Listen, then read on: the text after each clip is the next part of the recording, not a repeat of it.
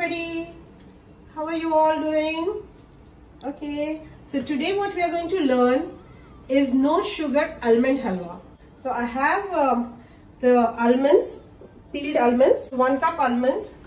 I have some apricots which I soaked for like 2.5-3 hours, around 10 apricots. I have some dates, petite and soaked again. These are like 5-6 dates. 1/4 cup of ghee or clarified butter. So the first thing is to grind the almonds. We're going to make it into a coarse powder.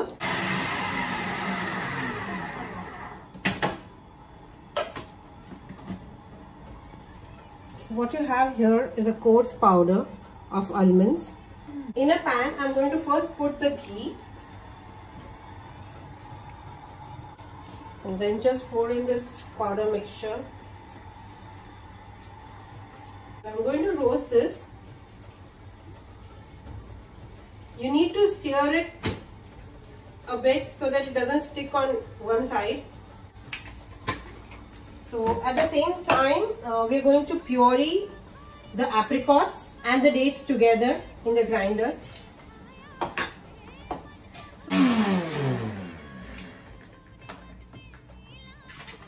So what you have got is a puree like this.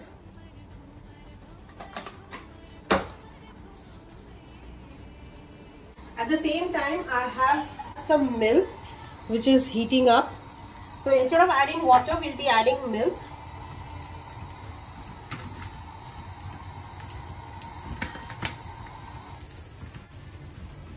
This is a super quick halwa recipe. Normally, like when you sow, then it takes a lot of time to dry and all that. So because this is dried almonds, they cook very fast.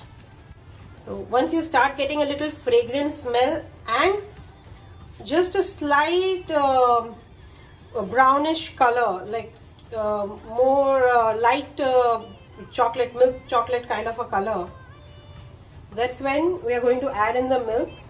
It's like approximately 1 cup of milk I am adding here. My milk is hot.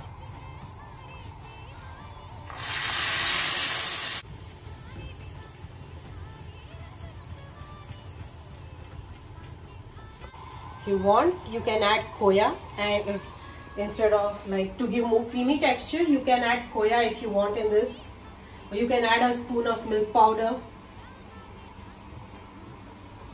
So in this now I'm going to add a pinch of saffron. Give a nice golden color, and a little bit of cardamom. So you see the milk is almost getting absorbed. So now, and when the milk gets absorbed, like you see completely absorbed, and then you add the apricot and dates puree. So it will give the sweetness. Almond has its own sweetness, plus this will give its own sweetness, so you do not need to add sugar. If you feel you want to add sugar, then this is the stage. Instead of the puree, this will take around 1/4 cup of sugar. You can use almond flour also, but almond flour is very fine. So if you want to use almond flour, you use half-half. You use 1/2 cup almond flour and half almond you chop like you process it and take a coarse granules. So it gives a nice crunch. There are 2 ways of using this almond. Actually, you get the dry almond, blanched almond in the market, which are dry. So you could pulse them and process them in the processor or grind them. Or you could actually blanch the almonds at home. So just soak them in hot water and leave it for a minute or 2. Remove it and then peel. Dry them on a cheesecloth or a napkin so that the water, any water which is absorbed, leave it like that for like half an hour or so. Once it is dry, you could put it in the oven at around 50 degrees for 10 to 15 minutes. So they are even more, like you get more drier ones, and you could store them in the fridge to use it later, or you could use it immediately. And now you see the milk is completely gone. What you have is more like almond. Now I'm going to add the puree in this. So even the ghee has we can see a slight ghee on the side, so that means it is done. So now I'm going to add the puree.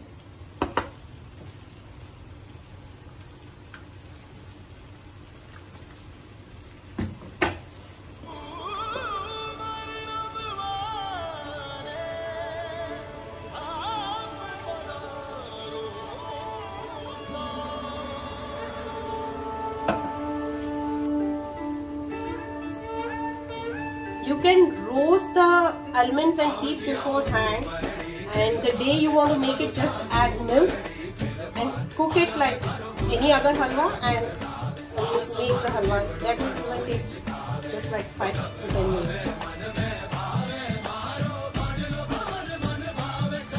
Now you can see you're getting nice color.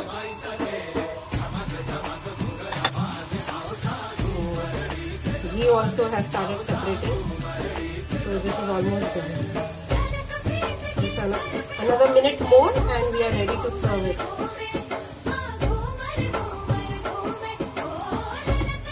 I'm just going to do some cashews, slice them.